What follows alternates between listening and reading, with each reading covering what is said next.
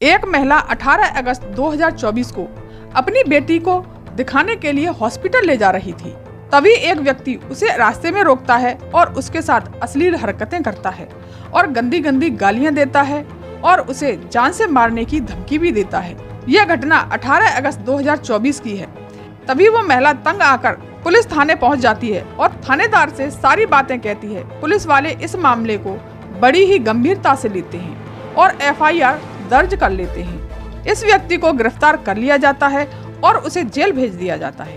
FIR दर्ज होने के बाद 47 दिनों में 4 कत्ल हो जाते हैं। ये मामला सोशल मीडिया पर वायरल हो जाता है। उत्तर प्रदेश सरकार पर भी दबाव बनने लगता है। उत्तर प्रदेश के पूर्व मंत्री अखिलेश यादव ने ट्वीट किया और उन्होंने कुछ सवाल कर दिए।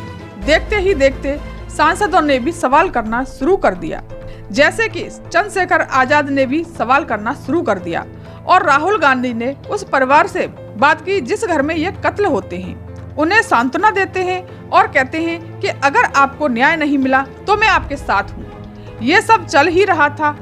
उसी बीच योगी आदित्यनाथ ने भी ट्वीट किया और कहा कि घबराने की जरूरत नहीं है। जिसने भी ये सब किया है उसे हम छोड़ेंगे नहीं। उस व्यक्ति को जल्द से जल्द ढूंढा जाएगा और उसे कठोर से कठोर सजा मिलेगी। ये मामला सोशल मीडिया पर वायरल हो रहा है और उधर की तरफ राजनीतिक द्वंद्व भी छिड़ा हुआ है। आखिरकार कत्ल किसका हुआ है और किसने किया है? नमस्कार दोस्तों, आज की सच्ची घटना मैं आपको सुनाने जा रही हूँ। ये घटना उत्तर प्रदेश के अमेठी की है। इसी के पास एक कस्बा है अहरोबा भवानी। 3 अक्टूबर की शाम 6 बजे के आसपास का समय था। अहरोबा में एक चौराहा है, उसी के पास एक दुर्गा भवानी शक्तिपीठ है। नवरात्रि का पहला दिन होता है। वहाँ मेला लगा हुआ था। लोग उस मेले में आ रहे थे, जा रहे थे। शाम का समय होता है। माता रानी की आरती शुरू हो जाती है। बहुत भीड़ थी क्योंकि पास में ही चौराहा था और भक्त भी आ रहे थे। शोर शराबा बहुत तेज हो रहा था। इसी बीच एक के बाद एक गोलियां चल रही थी। लोग ये सोचने लगे कि गोलियों की आवाज कहां से आ रही है। कुछ लोग तो ये कहते हैं कि शायद नवरात्रि का पहला दिन है तो खुशी की वजह से किसी ने फायरिंग की होगी, इसलिए किसी ने गोली चला दी होगी। लेकिन एक के बाद एक लगातार 9 गोलियां चलती हैं। तभी सामने चौराहे के पास एक घर की तरफ नजर जाती है। वो घर सत्यव्रत अवस्थी उर्फ मुन्ना का होता है। वहाँ से गोलियों की आवाज आ रही थी। लोग भागकर जाते हैं और दरवाजा खोलकर देखते हैं तो सभी की आंखें खुली की खुली रह जाती हैं। उस घर के अंदर 4 लोग होते हैं। मास्टर साहब, जिनका नाम सुनील कुमार, और उनकी पत्नी पूनम भारती। उनकी उम्र 32 साल और मास्टर साहब की उम्र 34 साल होती है। उनकी 2 बेटियां होती हैं। एक बेटी 5 साल की जिसका नाम दृष्टि होता है और दूसरी बेटी 1.5 साल की। उससे सभी लाड़ो कहते थे। ये चारों लोग जमीन पर खून से लथपथ पड़े हुए थे। तभी लोगों ने उन्हें उठा करके पास के ही हॉस्पिटल में पहुंचाया जाता है। डॉक्टर जब देखते हैं, उनकी नब्ज पकड़कर चेक करते हैं तो पता चलता है। तब डॉक्टर कहते हैं कि ये तो मर चुके हैं। इनकी मरने की खबर सोशल मीडिया पर वायरल हो जाती है क्योंकि ये एक प्राइमरी शिक्षक थे। सभी लोग इनको जानते थे। लोग कहते हैं कि मास्टर साहब को ही नहीं बल्कि उनकी पत्नी और उनके बच्चों को भी मार दिया। पता नहीं ऐसा किसने किया। दरअसल उत्तर प्रदेश का एक जिला है, रायबरेली के पास एक गांव है सुदामापुर। ये यहाँ के रहने वाले होते हैं। अमेठी का एक कंपोजिट विद्यालय होता है पन्होना में। ये अमेठी से लगभग 62 किलोमीटर दूर है। ये उस विद्यालय में पढ़ाते हैं। उनका व्यवहार बहुत ही अच्छा होता है। मीडिया के माध्यम से खबर आती है कि शिक्षक की पत्नी और उसके घर के पास में एक लड़का रहता है। उसका नाम चंदन होता है। ये लड़का रायबरेली का रहने वाला था। शादी से पहले उन दोनों की दोस्ती थी। फिर दोस्ती में थोड़ी नजदीकियां बढ़ जाती हैं। इसी बीच पूनम की शादी एक शिक्षक से हो जाती है। जिंदगी ठीक ठाक चल रही थी, लेकिन चंदन वर्मा से शादी के बाद भी पूनम की नजदीकियां थी।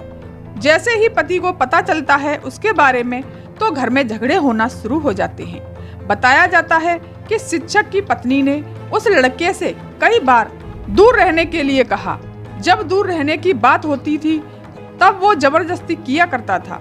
जब वो अपनी बेटी को हॉस्पिटल दिखाने जा रही थी तो रोकने लगा और गालियां देने लगा, गंदी गंदी बातें करने लगता था और मारने की धमकी भी देता था। तभी पूनम को गुस्सा आता है, थाने में जाकर चंदन वर्मा के खिलाफ FIR दर्ज कराती है और उसे 19 अगस्त को गिरफ्तार कर लिया जाता है। 3 दिन बाद ही उसकी जमानत हो जाती है। जब जेल से छूट करके आता है तो वो अपनी जान लेने की कोशिश करता है। वो लड़का बहुत परेशान हो जाता है। पूनम और चंदन की अब बात भी बंद हो चुकी थी। चंदन और ज्यादा गुस्से में और अग्रेसिव हो जाता है।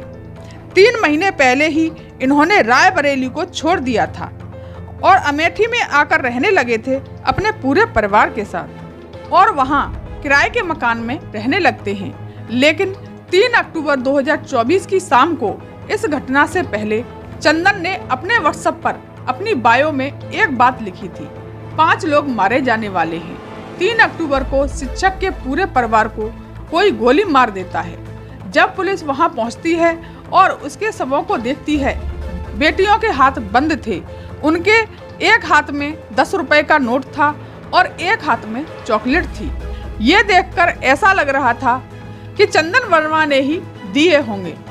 जिसने भी चंदन वर्मा की मदद की है उनको पुलिस उठा लेती है और उनसे भी पूछताछ की जाती है। बताया जाता है घर से कुछ दूरी पर चंदन वर्मा ने अपनी मोटरसाइकिल को खड़ा किया था और कहता है कि मैं मंदिर जा रहा हूँ दर्शन करने के लिए, और घर पहुँचने के बाद गोली मारकर हत्या कर देता है। अभी पुलिस इस मामले की जांच कर रही है। मीडिया ने जो रिपोर्ट किया है उसके हिसाब से कातिल है चंदन वर्मा, क्योंकि कातिल पूनम का प्रेमी था। पता चला है 3 गोलियां शिक्षक को मारी जाती हैं और 2 गोलियां उसकी पत्नी को, और एक गोली उन दोनों बेटियों को मारी जाती है। पुलिस ने 5 टीमों का गठन किया है, जितनी जल्दी हो सके इस घटना का खुलासा हो जाए। पुलिस ये दावा कर रही है कि कातिल को बहुत जल्द पकड़ लेगी और पुलिस को कई ऐसे सबूत मिले हैं जिससे वो कातिल को सख्त से सख्त सजा दिलवाएगी। दोस्तों, जानेंगे अगली वीडियो में। इस कहानी को सुनाने का उद्देश्य मेरा किसी का दिल दुखाना, किसी को चोट पहुंचाना नहीं है, बल्कि जागरूक करना है। जय हिंद, जय भारत। धन्यवाद।